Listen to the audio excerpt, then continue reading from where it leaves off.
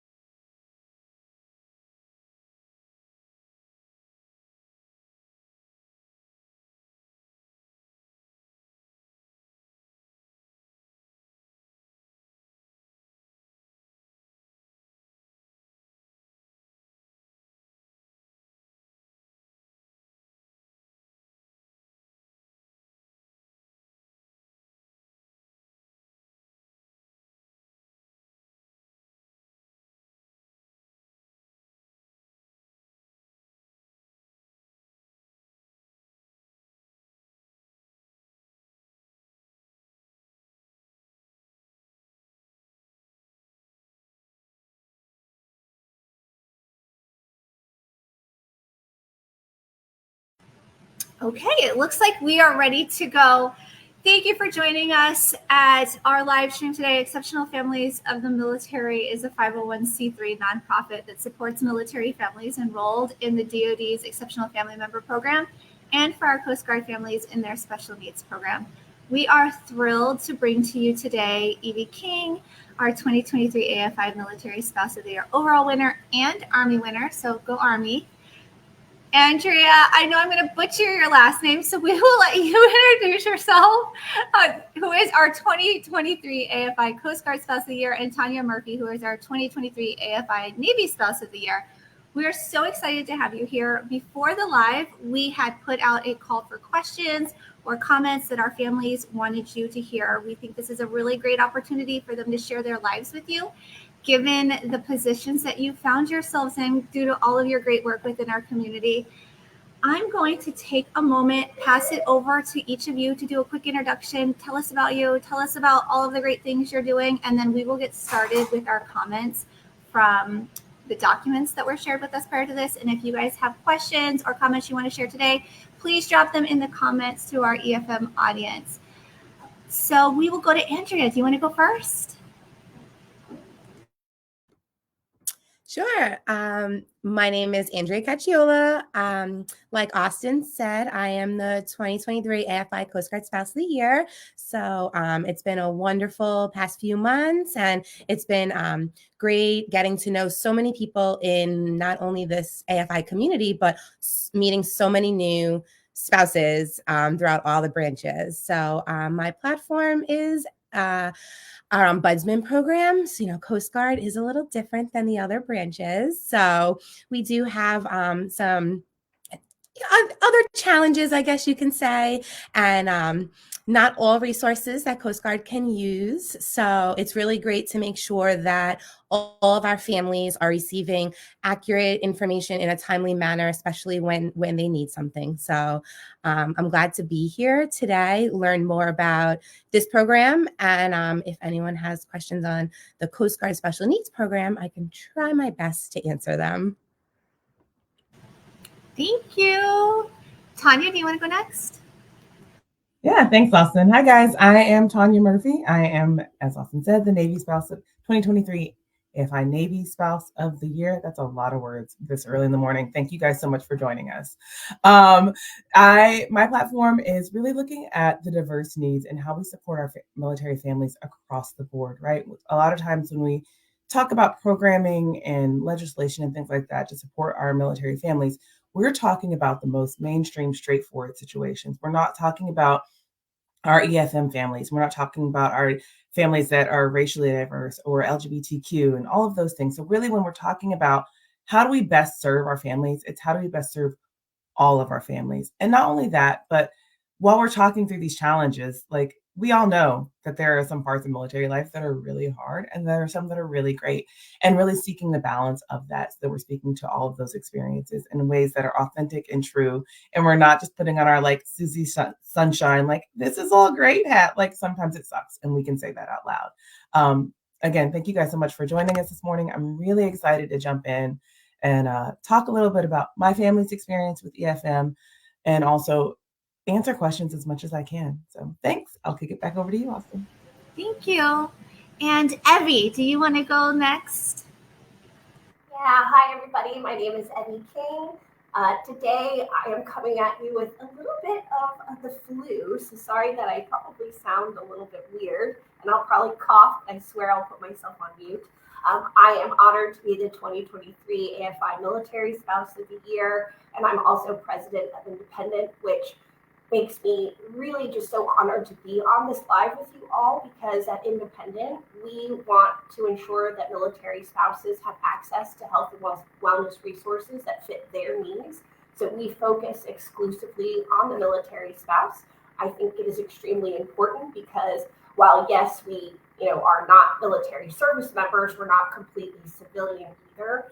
And especially reading over a lot of the comments that I read from the notes that some of you all left in the comments that the team put together earlier.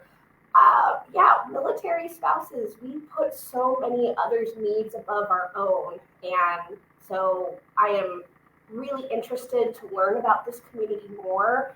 My spouse and I, we are not part of the EFMP program, but talking with Austin and you, Jennifer, at MIC in November, it is a program that I think is extremely important, and I want to learn more so that I can continue to support the military spouses who are caregivers to some really wonderful people or in the program themselves. Thank you so much. We know that you were all nominated for the amazing work that you've done for military families, and that's how you got to where you are today.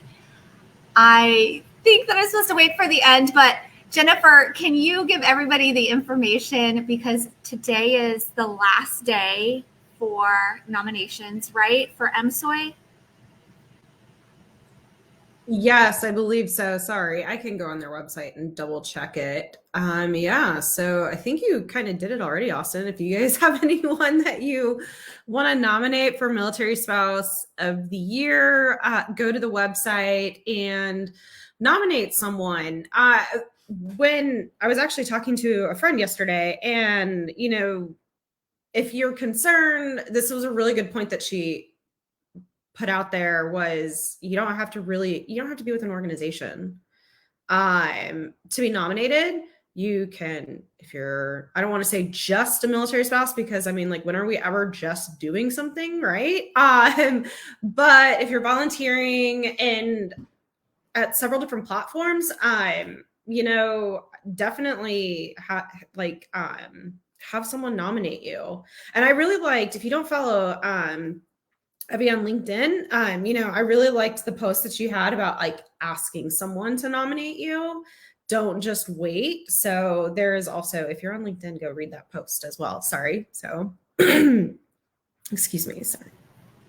I'm glad that it resonated with so many people. I think it's so important to remind people that it's okay to ask for nominations. So often people want to do something kind, but they might not think about it. They might not even know the award exists, but they would definitely do it for you. And you're not giving them the words to say, but you're just letting them know that it's something that would be important to you. So I love that it resonated with you. Thank you so much, Jennifer and Evie, for sharing that. So really quick before we get started, I'm going to give us a 30-second lowdown on EFMP, because I think that it's often confused and misunderstood by everybody, including our families who are living through the process. So there are 3 different kind of branches to EFMP. There is your EFMP medical packet. So it's all of that paperwork we have to condense together for our doctors to gain enrollment. Then there is ACS, AFRC, Fleet and Family. It is different for every branch, but essentially it's your community service side. It's the place that you're going to go to ask for respite care. It's the place where you're going to ask for resources in your community. And then there's the branch, which is Office of Special Needs, which our families don't normally have to deal with or interact with on a day-to-day basis, but they are the branch that sets the rules and regulations for EFMP and what it looks like for our families. So this is obviously very different for the Coast Guard because you guys are under Department of Homeland Security, but a lot of the same challenges exist across all of the branches, including the Coast Guard. So just wanted to pop that out there so that we are all clear that there are lots of different parts to EFMP and it can get confusing. So today we are going to start with some of the questions that we received ahead of time on barriers to EFMP. Okay, here we go. So wellness. I'm my son's full-time caregiver. My own well-being is most often ignored or put aside because it's so hard to get an appointment for anything. So Evie, do you focus on wellness, right? Yeah, and we've seen this before where families are unable to attend doctor's appointments themselves because they're unable to get anyone to care for their children. I've seen it, often in the non-EFMP families where it's like when their service member is gone or they don't have support. But I can imagine in these instances, especially when your children need special care, that it becomes even more of a scarce resource, but a more needed resource because you need to be able to attend appointments yourself and take care of yourself so that you can better take care of your family. So the next one that came in is, while he's deployed, I'm lucky to shower once every 2 weeks. Respite is so I can cook dinner safely and grocery shop. I want to cry all the time because I have no time to even think a thought.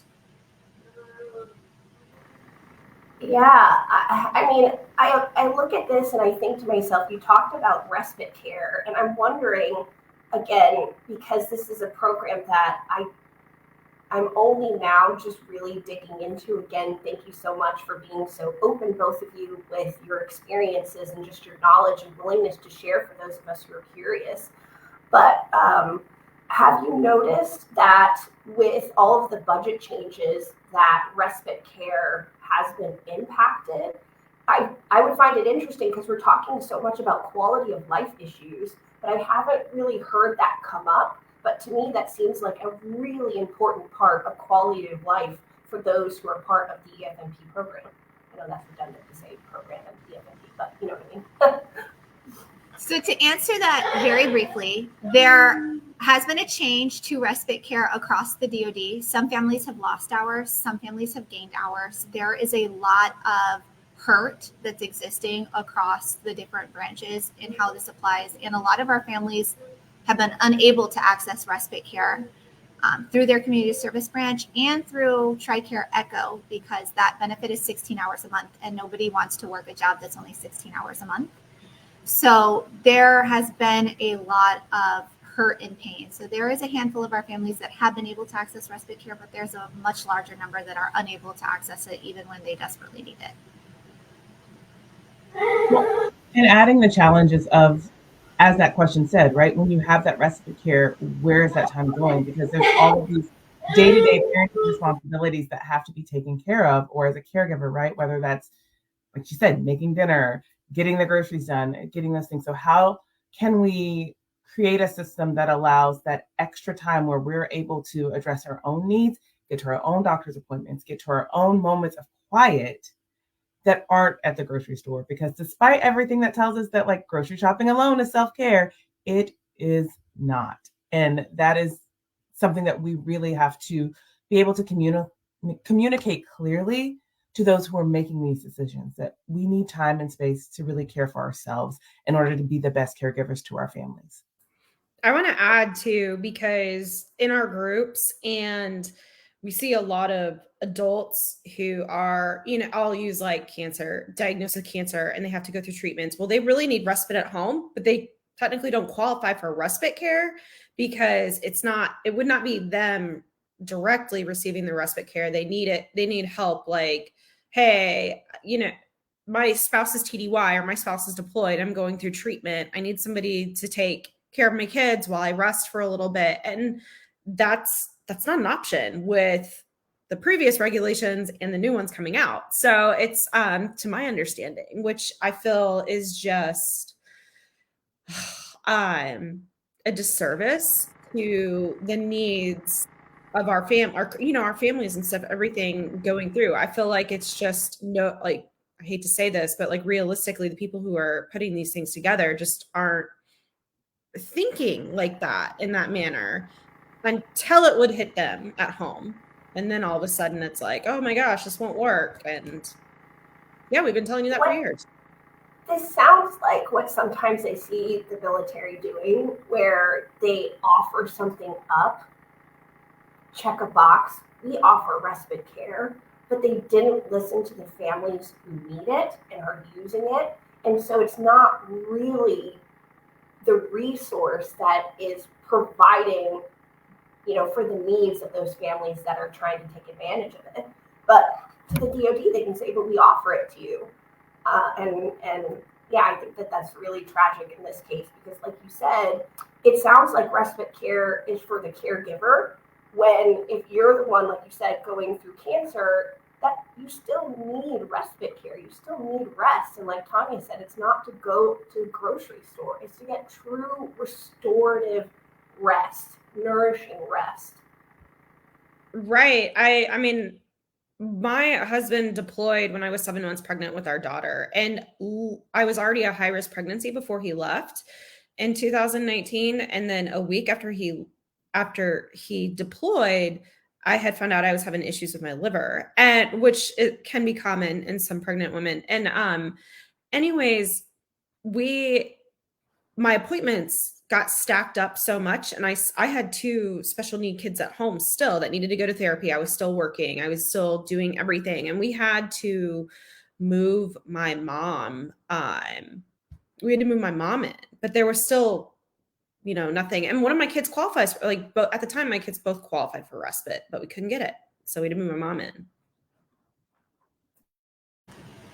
That's such a valid point. We have interacted with the Office of Special Needs on this and made this point specifically that adults do need this respite care for themselves. And they have been transparent that it's not something that they had considered. So we're hopeful that as we go through these phases, as we do the standardization for EFMP across the branches, that it's something that they may consider and potentially fix. We're going to pop over to Tonya now. So Tonya, one of the comments we got was, I'm a white parent of an Asian child. I struggle to get providers to take her pain condition seriously. Example, an MTF missed a diagnosis that's prevalent in her ethnicity, where 5% versus 0.3% in the white population. Can you give us your thoughts, experiences? Tell us all the things we need to know that we don't know. Oh, you guys, this is one of those things. Unfortunately, this is way far too common, right? Whether we're talking about misdiagnosis because it's more common, less common. It's my family's experienced it personally as well, right? Where the best example I can give is that my middle child was not diagnosed with autism until they were 13 years old. Not only autism, but also apraxia. And it took, because of the access to care issues, because of the constant moving, because of all of those things, it took that long because it took the world shutting down. It took the pandemic and doctors' offices all of a sudden having appointments because everybody was canceling to be able to get them into the specialty care that they needed. As parents, especially as parents of children who do have exceptional needs and special needs, we are their best advocates, right? We go full mama, papa bear. And in many cases, we do walk in as the subject matter experts because we are the experts on our own children. Having to walk into a room and state a case and really push it with the medical providers can be so frustrating. It can be so challenging to know that there's this issue with your child and to keep pushing and to keep saying, we have to do it. And I know that sounds terrible, right? It's not a role that any of us want to take. It's something that we are still to this day doing. Because of my child's misdiagnosis, they also missed the ideal window for treatment of their apraxia. Most interesting part was that they were in a EFM from the time they were 5 years old until they were, I think they were pulled out about 11, 12. They were in speech therapy. They were in these things, but they just were missing the diagnosis because, well, like that's not That's not what it is, right? When we hear hooves, we're thinking horses, not zebras. And I'm like, but sometimes it's a zebra, guys. Sometimes it's a zebra. And let's have that moment and let's listen to the parents who are saying, it's not this, it's not that. The advice that I give parents across the board, when my friends are like, I'm having a baby, what should I know? And I'm like, trust yourself. Trust yourself. You know your child, you know your gut. And sometimes that means standing up. And sometimes that means telling a provider, I want another opinion. I want to see someone else, and just continuing to push. And we are not empowered to do that enough, particularly as women, to give that pushback, right? But we know what we know. And so feel empowered in that moment, because if you're not the one pushing for your child, if you're not the one that's saying, you know what, let me find another provider. You know what, let me go ahead and outside of the system do what I can do, and continue to seek that care. No one else is going to do it for us. And in the end, our kids are the ones who are paying these prices, especially as military children who are transitioning frequently, who aren't getting the follow-up care, who aren't getting that consistent care from one provider that will see like, oh yeah, this is right. Come in with the documentation. I tell you, I will, when I enroll my kids in school, when I go to a provider, I come in with paperwork in hand. If I have to print out a law to tell you why you have to do what I'm requesting, I will. I come with all the receipts all of the time, because otherwise I get too much pushback. So don't be afraid to be that voice that's just constantly pushing for your child and for yourself. So it's not ironic. I don't think that there is a right word for this, but the same thing does happen frequently in the disability population. So for everybody who's listening to these things that Tonya's saying, I think it's important that we look at the whole picture here when it comes to some of these disabilities. I know for parents of kiddos with Down syndrome, we're often told that our kids don't feel pain in the same way that other people do. So I know my daughter has been denied pain medication or treatment because children with Down syndrome don't feel pain in the same way. So there's this assumption that she'll just be fine. Tonya, you are on mute. Please tell us what you want to tell us. That is infuriating, right? And it's if you look at the research, right, and we look at the medical field, historically, that is stuff that was in the medical books, right? It was like, well, people of color don't feel pain the same way. Oh, it's not the same. It's, you know what I mean? And that's changing slowly but surely, but it's not changing fast enough. It's not quick enough, right? I will also say one of the things that I do for myself and for my children is I always look for providers of color. I want someone that when I walk in the room, they know who I'm showing up as. And so I'm not having to give you our entire backstory of like, well, as a Black woman, you know what I mean? Like, I want them to know already. And that has made a lot of difference as well. But that's not always an option, right?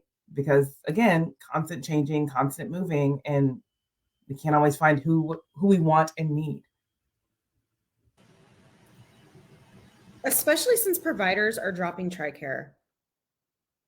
As they are cutting reimbursement rates, this will be a huge hit to anyone looking for a provider, because why do they want to carry TRICARE if they're not going to get reimbursed but 25 cents for, I mean, that's an exaggeration, but probably close. But not like a huge one. Right. Yeah. But you know what I mean? I think it's so frustrating thinking about this. Like, we already have a mental health care provider shortage. We already have, medical provider shortage. Now we're just putting up even more barriers and fences for people who experience it, and by not reimbursing these most of the time incredibly smart people that go through years of school. So get off that soapbox. This comment from Carolee, I think that a number of you could speak to this. I know that we've experienced the same thing as Carolee, right? Our children will say, stop, I don't want you to do that. Or I can't get a doctor to hold on long enough to be able to communicate with my child what we want to do. There's just this assumption that there's no bodily autonomy And we're just going to do what we need to do when we need to do it because we're in a hurry and we need to get out the door. So does anybody want to talk on this or speak about it? I'm sure that it's probably in Evie's wheelhouse too. Tonya, I don't know if you guys have experienced this, but floor is open. I will jump in and I will say, I have taught my children from a very young age that no is a full sentence, right? Like, and the thing that I do, because I've had people that have kind of overstepped their boundaries, right? And stepped into my children. My kids have hit, they have yelled, and the adults look at me to say, oh, no. And I'm like, nope, they told you no. Nope, they did that. And it's, again, I think it's that moment where we are taught to respect providers, medical providers, and trust them implicitly and really, allow this. Working past that inherent respect and demanding that we get it in return is so hard, right? And it's hard when we have kids that cannot verbalize that or cannot communicate that in a way that a doctor is willing to and willing to stop, like you said, Austin, stop and take that moment to recognize. I don't know the answer. I know our family has had the privilege of being able to switch to TRICARE Select. It means we pay $1,000 out of pocket every year as an active duty family for our medical care. That $1,000 has been more than worth it because that means that I have the opportunity that when a provider is not doing what I want to do, I can say, nope, we're done. You're fired. And I'm moving on. But I do understand that that's a privilege to be able to afford that and to be able to do that. I think that TRICARE Select is one of those hidden secrets because we don't fully understand that, like, it's one of those things where, like, I feel like they make us feel like it's so much, right? It's so overwhelming. It's going to be this. And it's like, in the grand scheme of things, whenever we're talking about our time, when we're talking about our ability to choose who our providers are and to seek the best care for our children, and for ourselves, when we frame it that way, it's a little bit different. I think it's a conversation that is not had enough, or information that's not shared clearly enough with families, for those that can't afford that option. That was my solution, right? When I was like, the doctors on base are not listening to me. So you know what? I'm leaving base. That's my answer. I'm done here. So there is that. I do know, Andrea, a lot of Coast Guard families have the option of a second prime plan. So depending on where you live, there's that. Have you heard any success with families there as far as, being in the civilian world and accessing care in a different way while still being prime? If you don't, I'm so sorry I put you on the spot. So yeah, it is a little different based off of locations where you live. So if you're in a remote location, there is sometimes another option for you. But as far as if you do live near an Army base or Navy or Air Force base and there is medical on there, Coast Guard families are able to use those resources. I know I personally in Key West and in Hawaii, I loved being able to use the pharmacy, things like that. Our active duty members have to see those doctors. And for a reason, if they can't, they outsource them. But we do have a few different options. But for the most part, I feel like most of our families do go the select route. They pay that out of pocket because we're not always near a military base or not close enough. Driving so far to that closest base isn't always an option. And like where we are right now in Cape May, we drive over an hour, to see doctors and such that are in network too. And we have no other option. So, it's just hard across the board for everyone. So. It is. Sorry. Go ahead. One of the comments, Austin, so Josephine just posted a huge issue regarding access to healthcare is waiting times. So I'm on CONUS right now. We currently live in Germany. And while my husband is Army, we live about 20 minutes from like the Kaiserslautern, which is, the biggest concentration of U.S. military in Europe. And the access to specialty care here is really, really, really limited. And I see on so many of the Facebook groups, parents are just kind of pleading with people like, hey, do you have, because if your family is sent here, you might not be in the program, but then your child is diagnosed or you're diagnosed with something, and they're having to drive almost 2 hours to Frankfurt after waiting 4 or 5 months to see a specialty care. Some people are just asking to go back to the States. So really those wait times, I think, are a huge issue, and that access to specialty care, depending on where you're at, is can be, a big barrier to getting what you need for your family. And we've heard that from families who are overseas. It's one of the reasons we caution families who tell us they don't want to enroll in EFMP, because they really want that OCONUS tour, that, the services that are available there for the most part are for families who are diagnosed while they're there, because it's already so difficult to receive that care. So thank you so much for pointing that out. The next comment that came in were barriers: getting appointments, your PCM taking your concerns seriously, excessive wait times. This is a hot topic in our population. We know there's a 28-day standard of care for specialty care. We don't talk about the fact that there is a standard of care to receive primary care, and that standard is 10 days.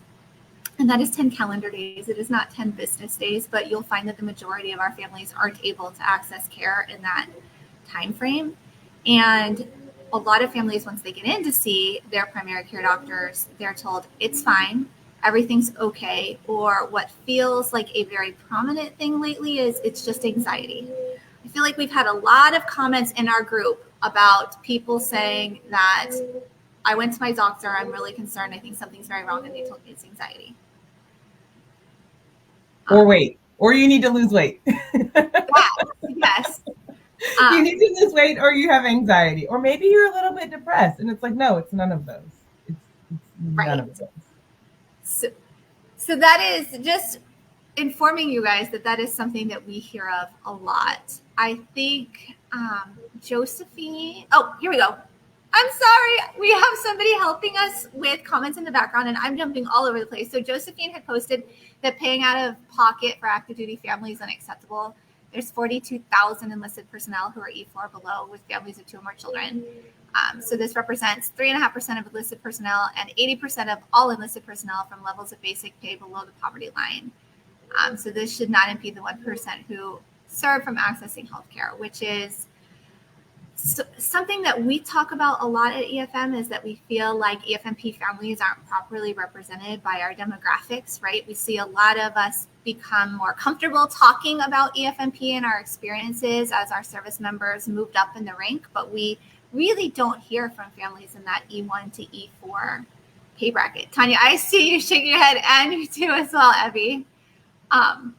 It is, and I think that's across the board. There's a lot of issues that we don't get to hear about from those who are really living it day in and day out, because they don't feel like they have the comfort level or the ability to use their voices, the empowerment to use their voices. Because how is that going to affect my service member? How is that going to affect their next promotion, their next advancement, their next whatever? And that should not be a limiting factor to speaking to the challenges that we encounter as military families, right? That should not be. You shouldn't have to wait until you feel like your service member is senior enough and secure enough to be able to say, hey guys, by the way, this really sucked and we couldn't afford this and we couldn't do this and this was hard.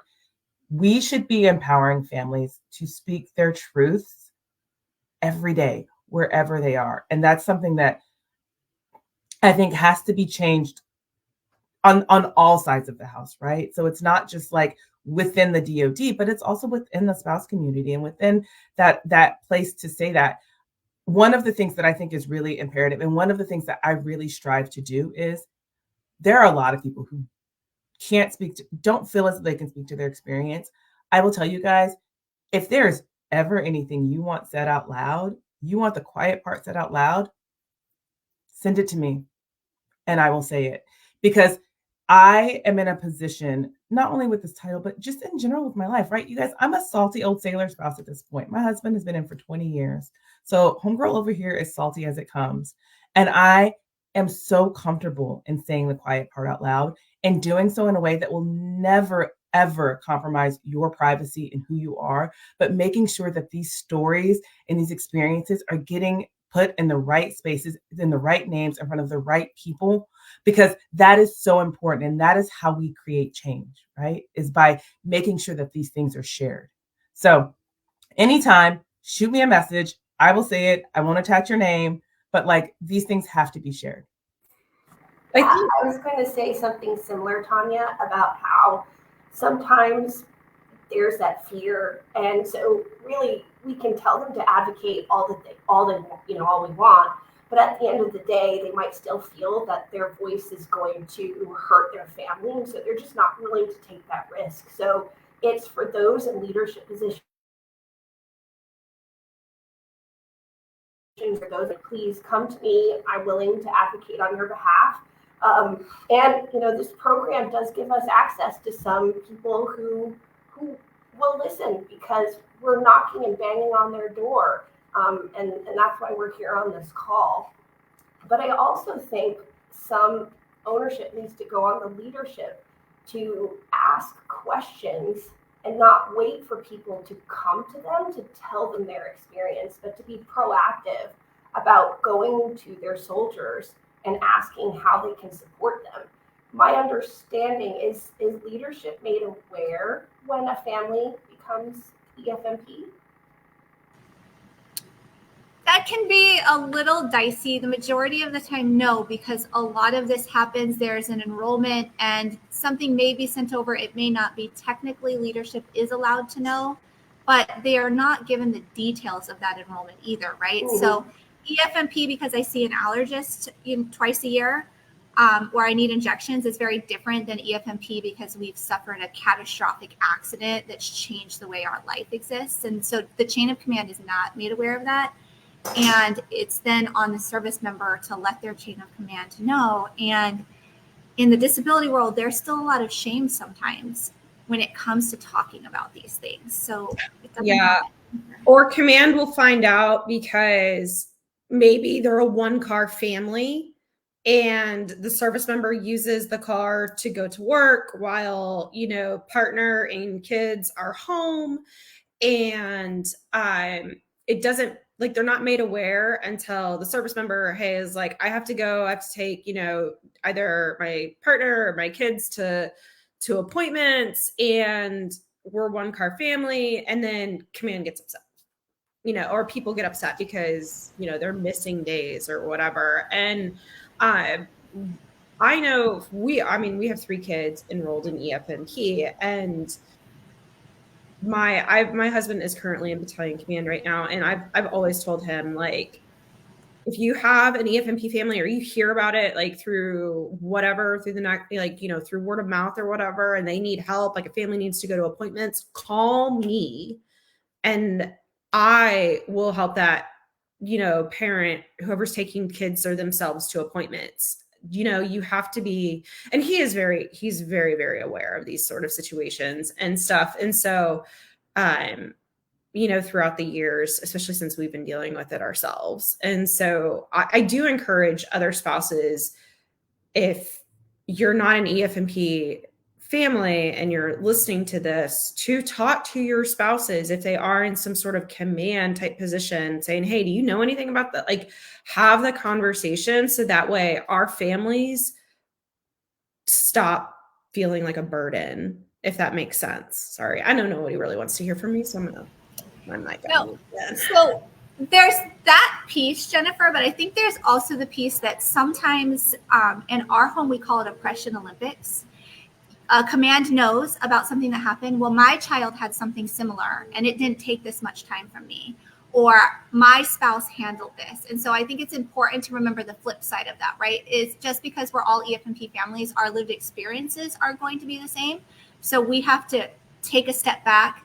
If it is an EFMP family who's in command, where that service member has to realize that just because it went one way for their family doesn't mean that's how it's going for the other. So there's kind of 2 sides to that. Yeah.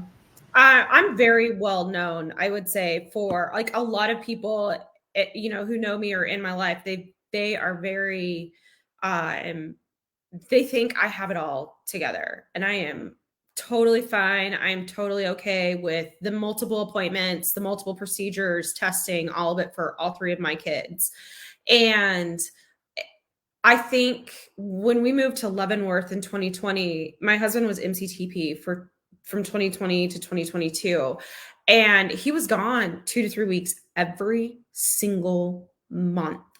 And he left like 5 or 6 days right after our oldest son had a double femur surgery, corrective surgery, where he had to relearn how to walk, couldn't go to the bathroom by him. You know what I mean? Like we had to carry him everywhere. My mom, again, had to come and stay with me to help me with my other 2 kids while he was gone. And we were camping like a month later. And I finally told him, I was like, I cannot do this on my own anymore. And he was like, I'll ask to change jobs. You know, like very little people know that story that I'm sharing on a live, but it's, you know, I was so thankful that he heard me and was like, I'll just, you know. And so yeah, it can be so hard for our family. Something that we have not talked about are the strains that this can place on marriage, and even potentially the resentment that can come up between couples, between the service member and the spouse who maybe is staying at home with your caregiver, or the one who, you know, is having to kind of take care of your own needs and not have your service member there with you to help alleviate some of that burden. I can imagine, and you know, you probably both can speak to it a lot better than I can as well, Tonya, the stress that must add to the already many stressors that military life puts on top of military marriages. No, I mean, that's true. I think for us, it's the transition back home every time they leave. It's such a nightmare because we get used to having to do it all on our own. And then they come back and they're like, I want to help. And I'm like, well, no, I've got this figured out. Just get out of the way. And, you know, that's very hurtful. Right, and yeah. It's that like that transition for deployments that everybody had, we get every single time they're away for a couple of days. So you're 100% right, Evie. We only have a few minutes left, so I want to pivot us really quick. Andrea, the Coast Guard has an ombudsman program, and I'm wondering if you can tell us about it because it sounds like a really important piece of information, and I think that it's going to connect us to the Medicaid waivers talk. Yeah, so like other branches, we have our ombudsman program, and it's our direct line of contact from the families to the commands. So the Coast Guard strives for every unit to have an ombudsman. They're trained in all the different topics of the in the military, and they, like I said, are that direct contact. So if a family has an issue, a concern, especially while the members are underway on deployments, whatever the case is, you're that first line of contact. So whenever my husband would be out, I would get emails and I would just try to help the families and figure out what to do next with them. So that ombudsman program falls under our work life office, which is where our special needs program is also. So, you know, we here in the Coast Guard, everyone wears a lot of different hats. So I think our ombudsmen especially are you know, pretty knowledgeable about our special needs program working with our work life members. So my plug here is for any Coast Guard spouses watching this. If your unit does not have an ombudsman, let's work on that because they're really important. They're really, really important to have. So one of the comments we received is that the Coast Guard and the DoD should look for ways when families receive a Medicaid waiver for their child that they should be able to hold on to that waiver no matter what state they live in. So I know this is not something you guys can address. Obviously, this is a federal mandate. We've had conversations with members of Congress, but your ombudsmen, can they help families figure out locally where to go to reapply for that waiver or to apply for the first time? Would they have that information or be able to direct them? I just learned today what this was. But that doesn't mean others, especially our special needs families, obviously don't have the information on this. All of our work life offices, there's usually one in every district at the minimum. So they would probably have information like this or other information and resources for the community and the state and, where they are. So I'm going to assume and say, yes, our work-life offices could assist in this. But, don't hold me to that.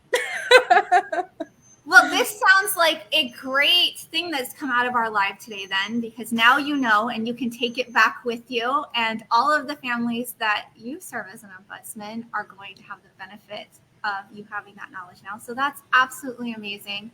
We have a couple more minutes left. Did we have any other comments that we'd received beforehand or in chat that we wanted to address? A quote for leadership. I'd like to see more care come from leadership for families that need it when they need it, or maybe having hardship with their children or spouse who need special care. So I think we touched on this, but I'm glad that families brought it to us and are asking you guys to take it back with you. As a reminder, I'm sorry, my little one's home playing today.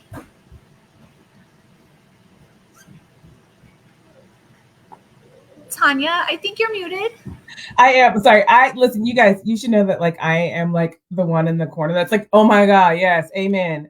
And this quote right here is one that I think is really important, right? When we talk about readiness for our troops and being ready to face the fight and all of these things, this is such an important part. Our men and women cannot be ready to face the next battle when they have half of their heart and half of their mind at home about their kids and their spouses and their partners that are struggling. And so if we really want to have a force that's ready to go forward and face the next battle, we have to make sure that we're taking care of the families. And it can't just be in words, right? It has to be in deed. We have to have actions that really show that support. So I was amening the statement because it is such an important part of troop readiness and of family support. It's all just so hand in hand. And I think that is something that leadership is beginning to say that they understand, but we've got to get it past the statement of understanding to the point of actions that show that you're understanding and that you're supporting them. And so there have been a couple of quotes that have rolled up as you were talking, Tonya. One of them I'm going to paraphrase essentially is that our service members can't focus on the mission if they're worried about their families at home. And I know there's been this push in the military community about being resilient. And I know at EFM, we've had that conversation that it feels almost like a dirty word, because the reality is we're already resilient because of the everyday ins and outs of our lives, and that our service members bring this skill to the table that doesn't have to be taught because it's part of their life at home. And then the last banner, I just missed it. We just pulled it down, but it's that, I'm so sorry. There you go. Just because our service members have the extra responsibilities at home doesn't mean that they can't be a great leader. So there's this two sides to the coin every time, right? There's that 50% who think you need to learn to be more resilient. And then those ones that are resilient are told, well, we can't give you more responsibilities because your home life is chaos. And so please take that back with you, share that. We know some of our best leaders have family members enrolled in EFMP. We can just look to the chairman of the Joint Chiefs of Staff, General Brown, and his wife, Shireen. They are amazing advocates. Obviously, he's an amazing service member, or he wouldn't be where he is. And so I think that family is a really great indication of what our families can bring to the table if given the chance. And the next quote is, why is it still common practice to give accessible housing to people who do not require them? So if you don't know this is a common practice. Families are moved into accessible homes and told they'll have to move if somebody comes that needs the home. But when an EFMP family shows up and does need that house, they have no way to prove that the family that's living in the home doesn't need it. And so housing will tell them, well, we can't disclose their EFMP status to you. You don't know that they don't need that home. And then there are very long wait lists. This is unfortunately a very real thing that we hear about in our groups. Sometimes they'll ask the people in the homes, knock, knock, can you tell me if you're EFMP? Because I'm your neighbor now living in a 2-story house next door. And they told us it wasn't. Obviously it's once they get to know their neighbors and they realize that the neighbors aren't EFMP and they were just told that there were no homes available. And it's become an issue. So if you're in conversations about housing, please take that back. That there's a struggle to get reasonable accommodations. despite laws being changed. Families should not be paying for reasonable accommodations, but they're being made to. And so they're forgoing those accommodations, especially our lower enlisted who can't afford it. Yeah, I appreciate that comment was shared. And I also, I don't want to speak for the entire military population, but I feel like people would be very willing to say no to those housings if they understood that that's what was happening. So, I will definitely take that and communicate that. We're about to move, so thank you for sharing that. It's good to know. Something for me to keep an eye out for as well. Aren't there rank issues too, Austin? Like, families have been told they can't. Yes. So when you are a family who needs an accessible home, technically a rank band is not supposed to apply because accessible homes are built per number of houses built. They're not built per number of houses built per rank. But families will be told you can't have that housing because it's outside your rank band. Yes, it's an ongoing issue. Tonya, your face, but we did this. We actually got housing to approve us. Housing's like, we're holding this house, it's outside your rank band. And then the base commander said, absolutely, we are not putting an enlisted family with officers. And this wasn't too long ago. So this is an ongoing issue. Sometimes it's the government. Sometimes it's the housing contractors. We never really know. If you can pop up one more time for families who are experiencing housing issues in real time, please go to our network partner, AFHA. They're amazing advocates that are on their team that are EFMP families. They know all about accessibilities, accommodations. So while we're giving this to our spouses to take back with them today to the meetings and the conversations that they'll continue to have, we want to make sure you have this resource here. And we are right at 10:02. I know that some of our guests have other engagements they need to pop off to. So I want to open the floor to give each of you a chance to tell us anything that you might think is important that we know before we let you go. Don't feel pressured, but I want to make sure we didn't miss anything that you really wanted to share with us.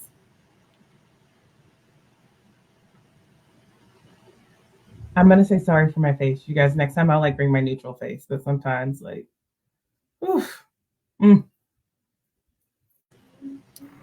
That's pretty much all of us all the time, Tonya, so don't feel bad. Evie, go ahead. Yeah, I just want to say thank you so much to everyone who joined today for your very candid comments and what you shared. I've been reading all of them. Would love to continue the conversation with any of you, and I really just appreciate your openness to share some of this so that we can better serve the populations that we say that we're here to help. So thank you.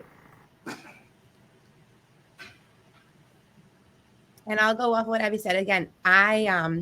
A lot of this is new for me, and like you all know, different for us. So learning what the challenges are that the other branches face, and realizing that it is similar for us. We just have to go about it a different way. Is nice to see. So not nice to see in that way, but but thank you for teaching me all these things, and I will continue to learn. And I'm here for you guys too. Thank you so much. We appreciate everybody joining us today for our EFM Live. We know we had some technical difficulties, but we can't wait to have conversations like this again with you in the future. Don't forget to go nominate a spouse you know or ask somebody to nominate you, because today is the last day for nominations for AFI Military Spouse of the Year. And I would love to see a number of you that are in our audience today win your base titles and come to the conference so that we can meet face-to-face and you can meet these amazing powerhouse advocates that are on screen with us today. Have a good week.